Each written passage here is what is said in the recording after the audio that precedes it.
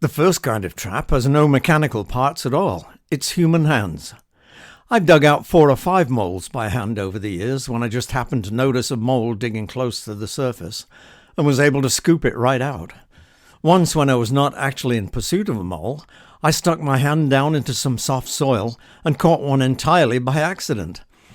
I was quite surprised to suddenly feel this soft, squishy thing in my hand, and I'm sure it was just as much of a surprise to the mole. I never tried to handle live moles because I once boiled all the flesh off a dead mole's skull and was astonished to see the long rows of sharp teeth in its jaws. They are like little land sharks. I've heard it said that moles are solitary by nature and territorial in habit, but I'm not too sure about either of those claims. Often I've caught a mole and reset the trap in exactly the same spot to catch another a short time later. In fact, I recently caught 5 moles in 4 days in exactly the same spot. I'm guessing they would all have been members of the same family, but I have caught as many as 25 moles in my ordinary-sized garden in the space of a year. So I think there must be more than one family working the area in close proximity to each other. When mole trapping, I pack several tools along. First, a small kneeling pad. Kneeling for some time on rocks or on wet ground to set mole traps is not a very pleasant experience, especially at my advanced age. Second, a blunt-ended metal spike of about a 1/4 inch diameter, which is used for poking into the ground to find and trace the direction a run is going. Third, a small garden trowel, with which I can dig out a hole in the soil deep enough to access the tunnel and wide enough to accommodate the trap.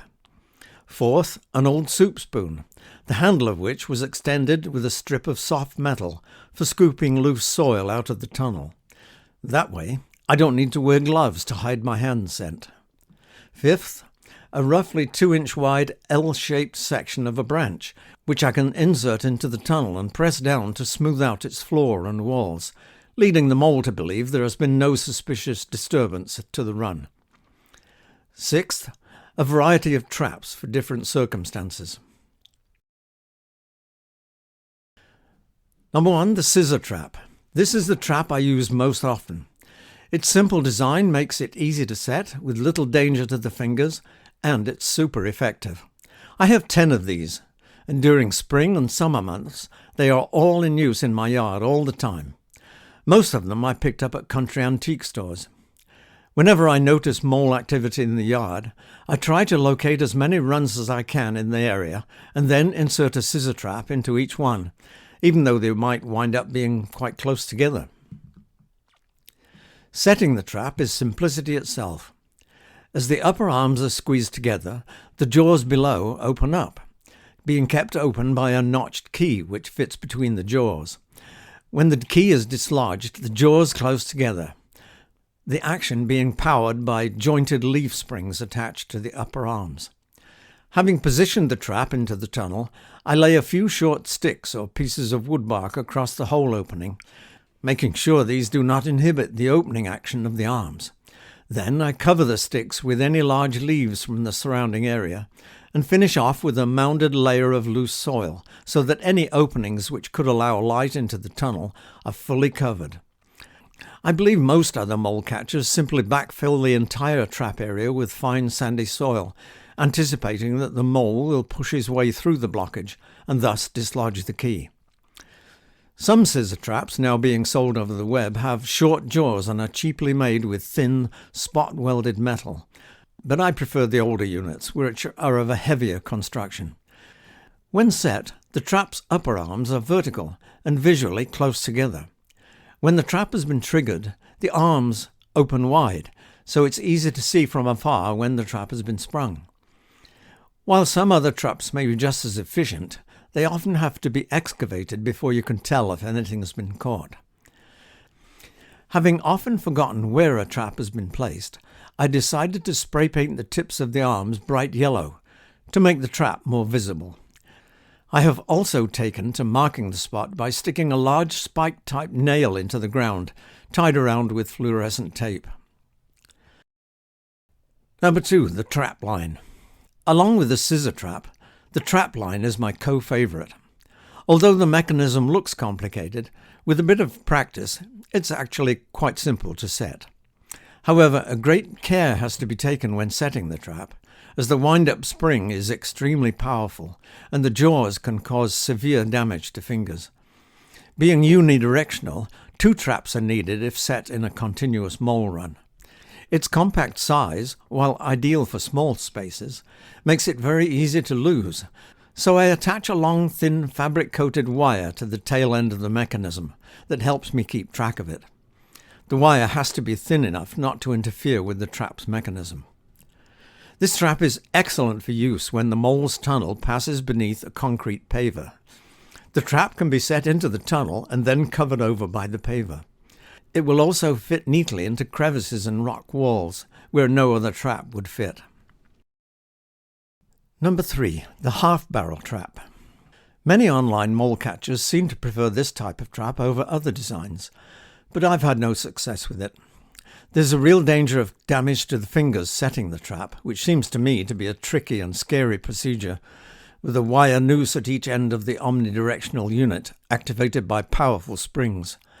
Rather a large area of grass has to be removed to fit the trap into the tunnel, and then soil has to be packed around it and loose soil spread over everything to keep light out. The location of the trap has to be flagged because there is no above-ground indication of where it has been placed, or little indication as to whether or not it has been sprung. Thin armatures bearing the noose will show above ground if it has indeed been sprung, but the trap must be dug out for examination. Number 4. The horizontal barrel trap, or the black hole. I have caught 1 or 2 moles with this unidirectional trap, but its primary use is in killing rats, many of which I've caught using the 2 units I own. It's another noose design. When the gate protecting the bait is disturbed, the powerful mechanism is activated. Do not get fingers in the way. A fabulous trap, though, for rats.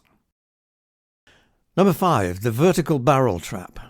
This trap, which I bought over the internet, caught my eye because of its stylish appearance. Made of strong black plastic, it's very easily set and easy to see when triggered.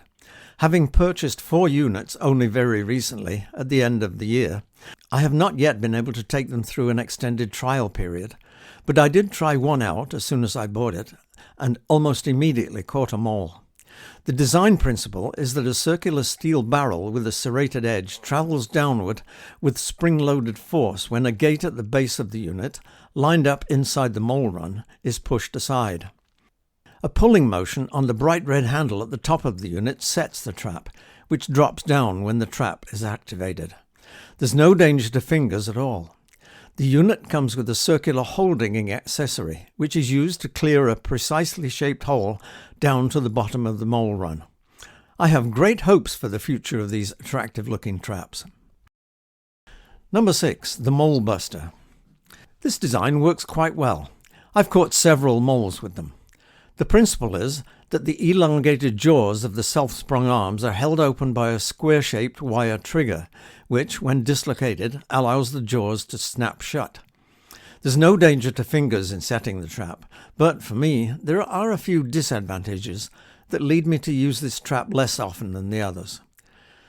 Firstly, the traps are unidirectional, meaning that 2 have to be laid end to end, and the arm length means that quite a lot of turf or soil has to be removed in order to position the traps. Secondly, moles do not travel in straight lines, and it's sometimes awkward to position the elongated jaws without springing the trigger. Third, the trigger is often hard to locate after the trap has been activated, since it's usually away down the tunnel.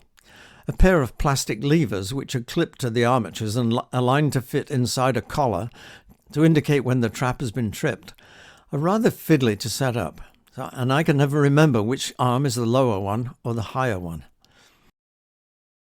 Number 7. The elevator scissor trap. This massive mechanism is in fact quite easy to set by stepping on it with the foot, so there's no danger to the fingers. No digging out of turf is required. The main part of the mechanism sits on top of the ground above the mole tunnel, and it's very obvious when the trap has been activated. I was recently given a pair of these monsters, but I've yet to try them out. The principle is that one presses down on a tunnel, a small disc being positioned on its roof, and when the mole passes below and pushes the tunnel roof upward, the powerful scissor-like mechanism is activated. I'm not sold on traps that depend on the mole pushing upward. Number 8. The spike trap. I've had some success with these medieval-looking traps, but I seldom use them. The principle is that a flat plate is set in direct contact with the push-down roof of a tunnel, so that when the mole pushes upward, the spikes descend with speed and power due to the long vertically coiled spring.